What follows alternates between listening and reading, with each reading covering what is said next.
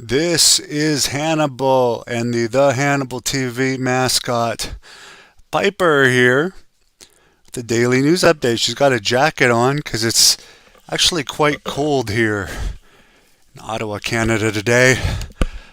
Went out for a walk, did some DDP yoga, but definitely got a long way to go with my rehabilitation. But let's get into the news.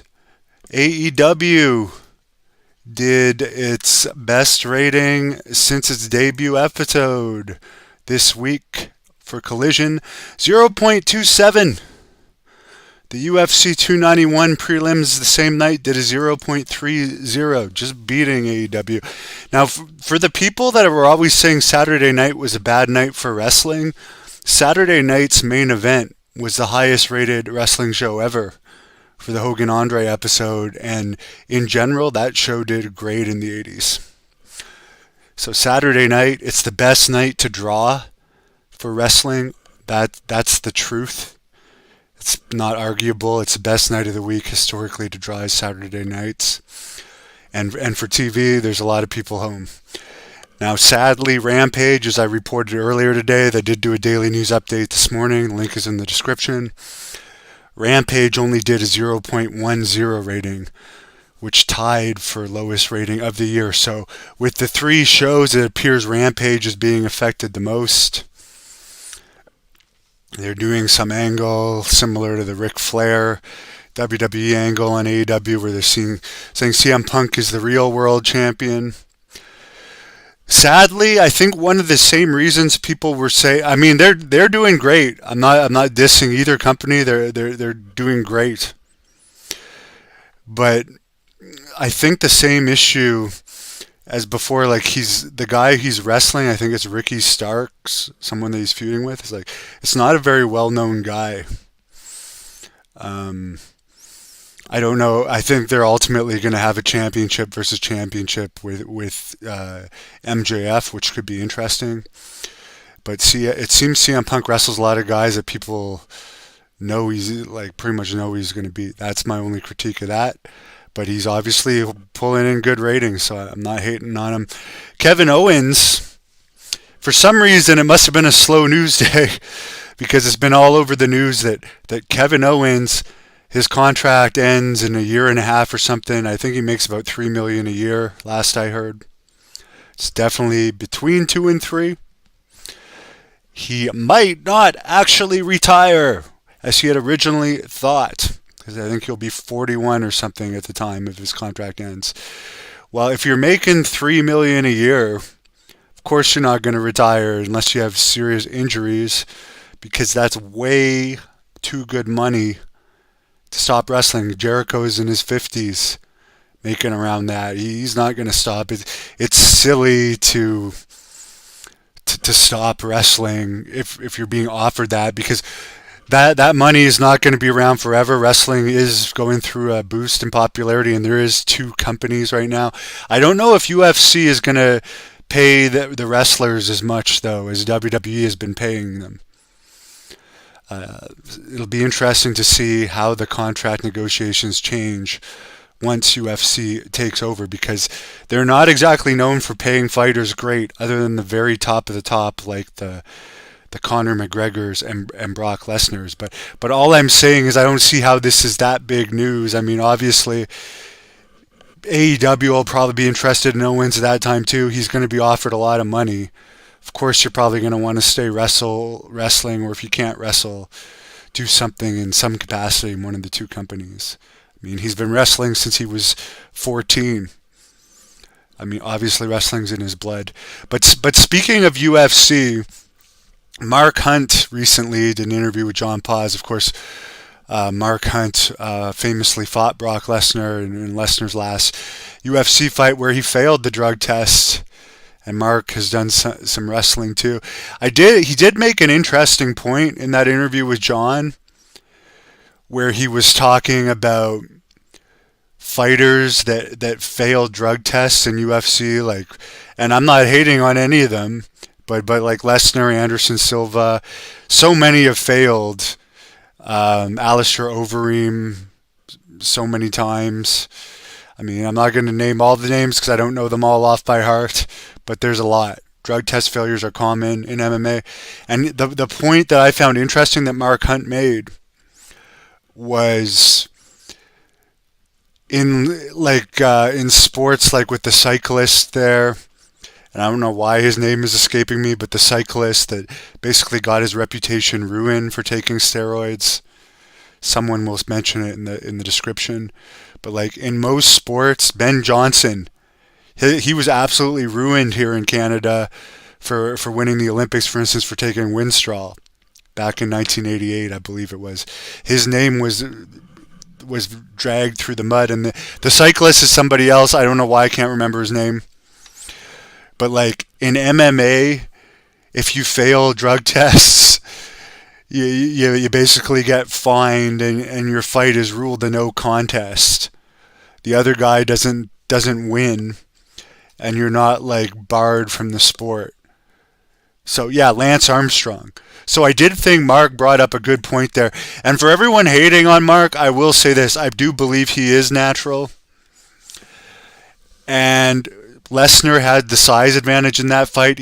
I saw the fight. I was bouncing at a bar that was showing the fight that night. Ronda Rousey, I believe, also lost. Or I believe that may have been, it was near the time that Ronda had one of her last fights too. I believe it was UFC 200. But Lesnar played that fight very safely, used wrestling. He had his huge size advantage, and he couldn't finish Mark, even with whatever PEDs he was taking. So, in other news, at 7 p.m. tonight, Jack Kilby, the executive vice president of Great North Wrestling, who I don't know how credible this guy is when he's going around hitting wrestlers with briefcases during matches. I don't quite know how credible an executive vice president he is. I recently saw a match with I don't know if it's his protege or he's part of his group, the Big Money Players, with Magnum McLaren and this 7-foot bodyguard guy. That's an impressive monster, but they had this kid beat that Magnum was against. He wanted a warm-up match before he faced Jeremy Prophet, and they used a briefcase. I don't know what the punishment. I guess the president's going to have to put some sort of punishment on that, but like, I don't know if that's very becoming behavior of an executive vice president. And speak of the devil, there he is now, live at 7 p.m. The Pope, Elijah Burke, on the Great North Wrestling Podcast. I don't remember the Pope from WWE. I know Jeremy Prophet's a big fan of his. I know he's in NWA now. He did stuff in TNA. I do remember him from TNA. I believe doing a show in Montreal with him around 2010-ish that Val Venus was also on. But we're going to find out about his career. I'll watch that. Richie, I'm having some physical... I'm improving physically every day. Say that. Improving physically every day.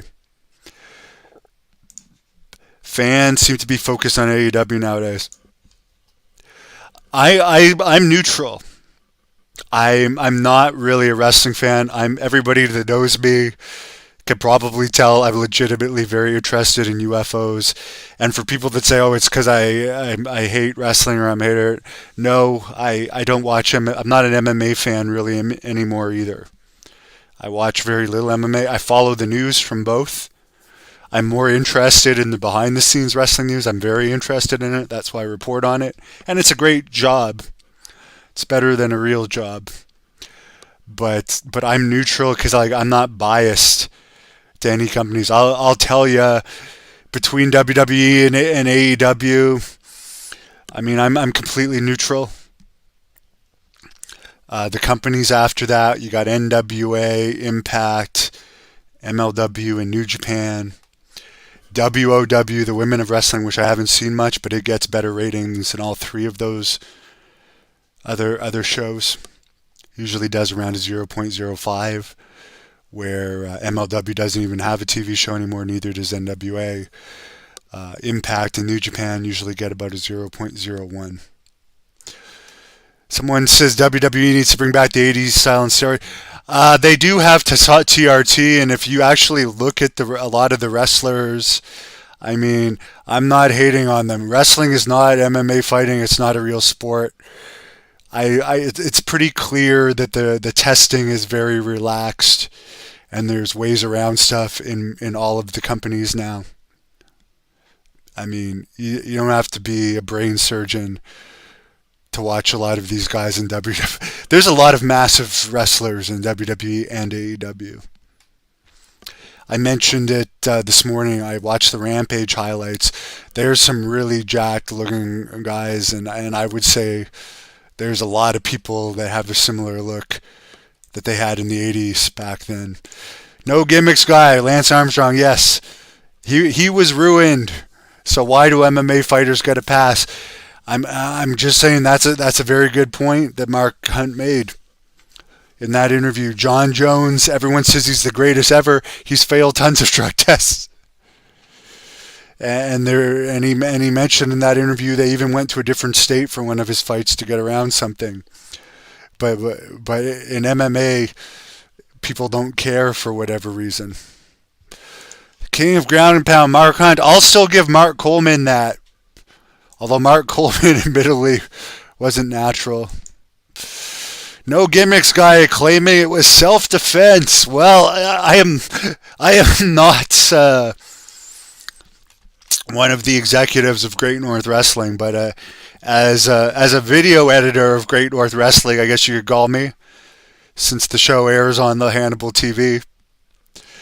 I must say that I thought that was uncalled for, and I don't know what's going on with the whole president thing. I guess we'll find out. I haven't seen the whole event yet. Guess we'll find out what's going on. There is a lingerie wrestling promotion. Lingerie Fighting Championships. Some of the matches on there are better than others. The president is going to be No Gimmick Guy's personal assistant for 30 days. Sean says CM Punk is creepy. No Gimmicks Guy. Jack Kilby says stay tuned for more details. Eric, do a shoot interview with who? Mark Hunt? I did do an audio interview with him in the days before video interviews. I was supposed to interview Greg Valentine this weekend while he was appearing at the Gathering, but apparently he pulled out of his Gathering appearance. He's no longer doing that. Andrew says Elijah Burke is a Louisville native. Everything fell apart. Well, as I said, I'm going to watch the thing and find out. And by the way, if you go to the posts on the Hannibal TV, the Pope is one of the guys that are in the poll of who people would like to see in Great North Wrestling. That I know people in Great North Wrestling are interested to know the fans' response to that, because we want to be a fan-oriented company. Jack Kilby, actually IRS had a Halliburton briefcase, the famous Halliburton briefcases. I did not like the Dark Side of the Ring I was in. I did a whole episode podcast on it. The producers told me they get a lot of their ideas on content and who to use for interviews from my interviews. So the subject matter from my content and Dark Side of the Ring is similar. That's why I've been watching all the shows. I definitely don't like how they buried me, but you know, if you say no to this, first of all, they paid me $1,000, so $1,000 is $1,000. Pays some bills. But the other thing is, what happened when Kevin Sullivan didn't do the Chris Benoit interview? For the Chris Benoit one, when they said Kevin Sullivan was asked for comment and refused to comment on the situation. So they made him look bad anyways. So he may as well have just taken the payday and got his side out there somewhat. Even though, like, let's say in the 6 or 7 hours they were at my house, There's maybe 10 minutes of the interview they used, and they cut it up how they wanted to use it. But I'm just saying, according to Kevin, the real reason he didn't do the Chris Benoit Dark Side of the Ring was because he was sick of talking about the Nancy incident, because it's hard on him, and they didn't offer him enough money. So there's always 2 or 3 sides to the story. Sean, I just told you my opinion of the same one. Some of the shows I've liked, some of them I don't. I didn't like the one they did on My Situation. It was biased. The Bam Bam Bigelow episode, I said I liked. The Bam Bam Bigelow episode, I didn't like the Chris Benoit ones. I hated the Chris Benoit ones. Tons of people have concussions. Yes, they can make people, they can affect things, but out of all the people that have concussions, do they all go around killing their wife and kids? No. Does it affect thinking? Yes, but I don't use concussions as a sole excuse for that situation. I'm neutral about it. Someone says Ken Shamrock said he got hurt more in wrestling than they did in MMA. Well, in wrestling, you're allowing, in MMA you can protect yourself, and if you're a good fighter, you can avoid taking stuff. But in wrestling, sometimes you're putting your body on the line, taking stuff that you wouldn't take in a real fight. For instance, slaps. I would never let anyone slap me in real life, but in wrestling, I've let people slap me many, many times. I mean, when I started in Stampede Wrestling, people would beat me up for real, and I didn't even realize they were roughing me up because I just thought that's how wrestling was. Whereas in real life, I was actually working in bars at that time, and I would never let people treat me like that. So wrestling's interesting. What do I think about Omos? Good look. Yes, Mark Coleman was the king of ground and pound. And I have a 3-hour interview with Mark Coleman on this channel. Someone says that he likes getting lots of interviews. Someone says Joe Rogan would not fight because of a drug test. I don't know anything about that. I do like Joe Rogan, though. Thank you, Brandon. Some of Richie, oh, he's taking Jack Kilby's side. Jay, I'll be honest with you, I was a huge Shawn Michaels fan when he first turned heel. Huge fan. During the days when he was with Sensational Sherry, and I did somewhat like the Rockers. I wouldn't say I was a huge Rockers fan, but I would say around '92, Shawn Michaels was my favorite wrestler. I remember being at events and like marking out like crazy for him. And I remember the Rick Martel Shawn Michaels Wembley Stadium match was by far my favorite match of that card. I loved it. My grandmother loved it too. Even though she was British and she was happy the Bulldog won that night.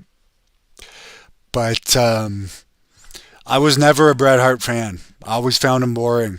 I respect him, but I was never a fan of his. But Shawn Michaels, when I never really liked DX, I didn't like Shawn as a babyface champion, but during the period around '92, when he first turned heel, I loved him. So, but Bret Hart, I was never a fan. I liked the Ultimate Warriors, the Psycho Sids, the Ric Flair. Shawn, when he was like the ultimate, it seemed like when he was first fighting for his position is when I liked him. Same with Jericho. I loved Jericho when he was in WCW, fighting for his position, and then when I respect him. He's by far one of the all-time greats, but once he got his position and got comfortable in his position and has his creative say, I didn't like him as much. I loved him in WCW. I remember my one of my friends on my street, we would watch, he died like right after high school from a car accident.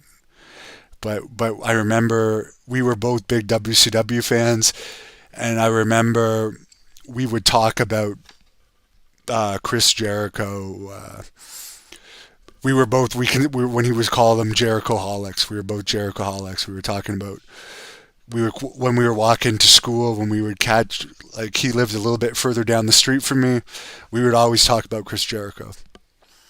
Someone says if he wasn't disabled, he would have pursued wrestling and would have loved to wrestle me. Thank you, sir. Oh my gosh, Jack Kilby is too much. Collision is live.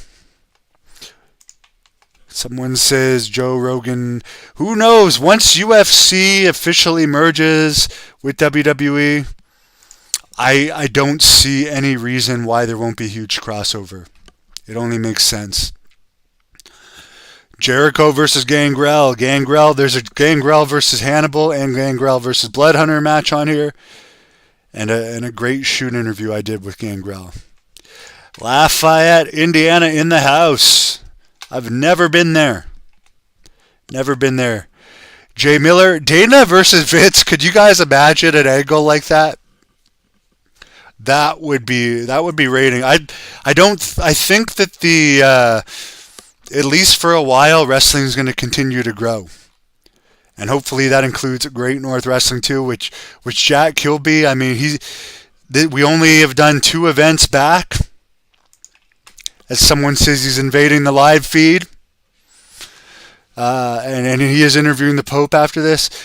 Give it some time. We had 2 events. Give it some time. There's some big plans for next year. There's another event November 4th. Great North Wrestling. I haven't put on an event since the pandemic.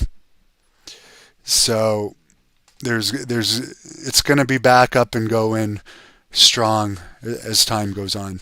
It does have by far the most popular wrestling YouTube channel in Canada behind it. 365,000 subscribers. And I thank every one of you for subscribing. You're all great. I really love you guys from the bottom of my heart. Have a great night. Thank you for watching the Hannibal TV. Please like this video if you enjoyed it and click the subscribe button to not miss any of our latest shoot interviews.